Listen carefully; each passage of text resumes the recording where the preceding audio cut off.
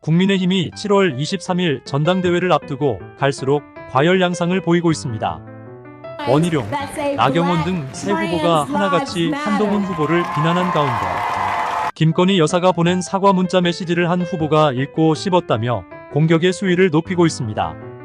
CBS 김규환 논설실장이 CBS 라디오 박재홍의 한판 승부에 나와 공개한 문자 메시지는 김건희 여사가 한동훈 전 비대위원장에게 보냈다는 문자였는데요.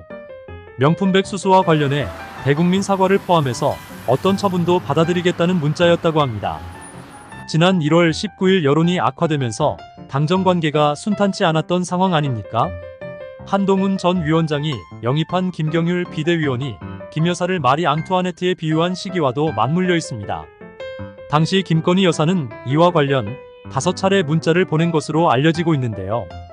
한동훈 후보는 이를 인정하면서 이것은 영부인과 사적인 논의로 부적절하다는 입장이었다고 밝히고 있습니다.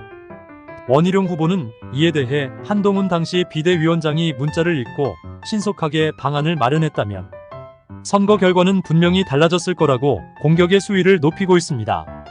원 후보는 자신만 옳다는 생각을 버리지 않으면 당대표가 되더라도 대통령과의 관계는 회복 불능 상태가 되고 당은 사분오열된다는 문자 메시지를 당원들에게 보냈다고 합니다. 한동훈 후보 측은 이러한 원 후보 측 문자 메시지가 당대표 및 최고위원 선출 규정을 위반했다면서 선관위에 신고한 상태 아닙니까? 반면에 나경원 후보는 한동훈 후보의 비대위원장 시절 벌어진 이런 문자 사건에 대해 사실상 해당 행위라며 비판의 강도를 높이고 있습니다. 이렇게 가다가는 국민의힘은 공멸을 하지 않을지 염려가 됩니다. 이미 4.10 총선에서 패배했는데 이제 와서 이런 사실을 터뜨린 이유는 무엇입니까? 당장 상호 비난을 멈추십시오. 김건희 여사가 소문처럼 정말 그런 문자를 5번씩 보냈다면 한동훈 후보는 적어도 유감 표현이라도 해야 하지 않겠습니까? 사적인 상황이었는지 공적인 상황이었는지 따지는 것은 의미가 없다고 생각합니다.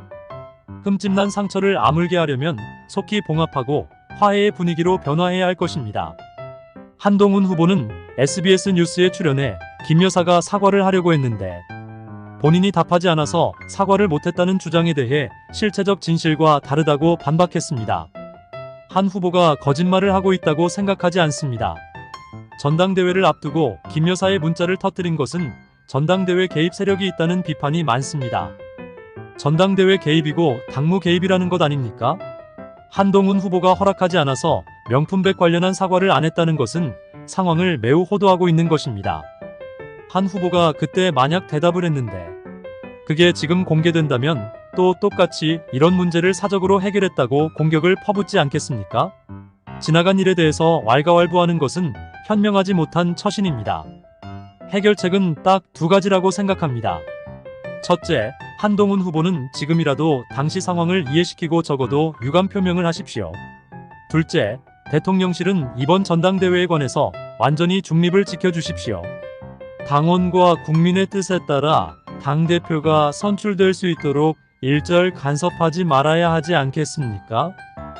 그리고 공당의 국무 결정이 영부인 개인 전화로 이루어진다는 메시지를 국민이 들었다면 또 얼마나 후폭풍이 크게 일어나겠습니까? 한동훈 전 비대위원장 선택에는 그만한 충분한 이유가 있었을 것입니다. 이제 국민의힘이 매진해야 할 것은 전당대회를 성공리에 치르는 길입니다. 당원뿐만 아니라 국민은 당대표에 출마한 후보들의 생각을 듣고 싶을 것입니다. 지난 총선 패배의 문제점에 관해 이번 전당대회를 토대로 완전히 극복하는 모습을 보여줘야 하지 않겠습니까?